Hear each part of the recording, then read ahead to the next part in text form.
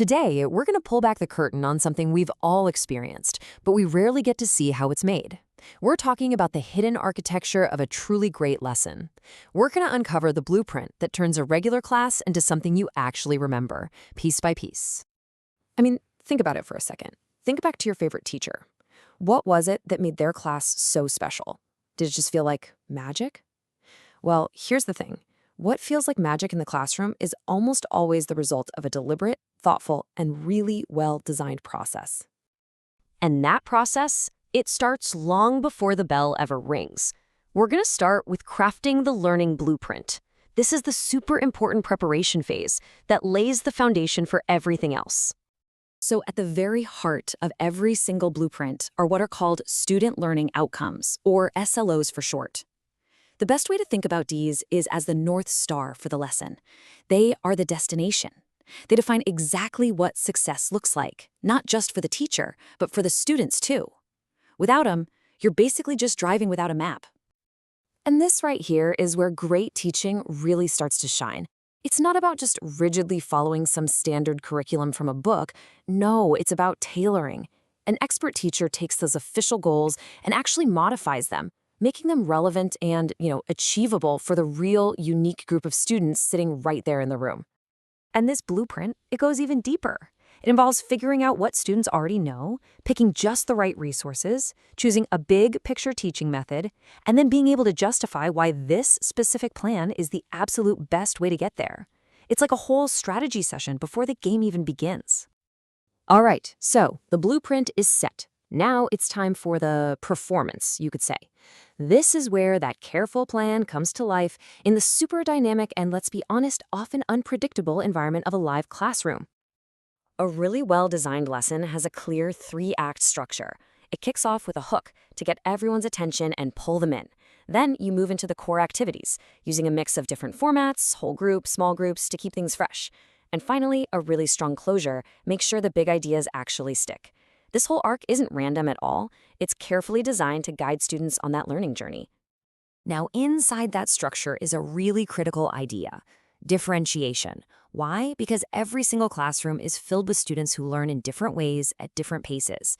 So differentiation is how a teacher makes sure that every single student can access the material and find a way to succeed. Now, before you start thinking this means creating like 30 totally different lesson plans, it absolutely doesn't.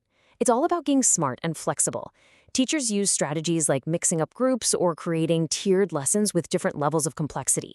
The goal is always the same: provide multiple paths to the same destination. But believe it or not, the lesson itself is only part 2 of the story. The final, and you could argue the most powerful part of this whole process, is what I like to call the teacher's secret weapon: assessment and reflection. When we hear the word assessment, our brains usually jump straight to grades and tests, right? But for a great teacher, it's about something else entirely. It's about gathering data. It's a feedback loop. By watching students and checking their work, the teacher gets crucial information about what worked, what didn't, and why. This isn't for a report card. It's to make the very next lesson even better. And all that data fuels this incredibly powerful internal process of reflection. Great teachers ask themselves some really tough questions. They start by looking in the mirror, asking, okay, what assumptions did I make about my students? Then they ask, was there a moment here where I could have made this more culturally relevant? They're always thinking about how to connect the material to their students' actual lives to make the learning really mean something. And they get really specific with this powerful sense of empathy, asking, why did that one student respond in that specific way?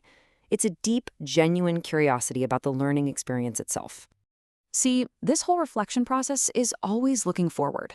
The goal isn't to dwell on what went wrong. It's to constantly ask, what tweaks or adjustments would I make if I were to teach this all over again? Because ultimately, the answers to all of these questions become the key takeaways that feed directly back into the blueprint for the next lesson. And just like that, you've created this incredible, unstoppable cycle of improvement. So why does any of this matter if you're not a teacher? Because this framework, this whole anatomy of a great lesson, it's actually a universal model for improvement. What we've really been exploring this whole time is a simple but pretty profound 3-step cycle. You plan thoughtfully, you execute with purpose, and you reflect honestly.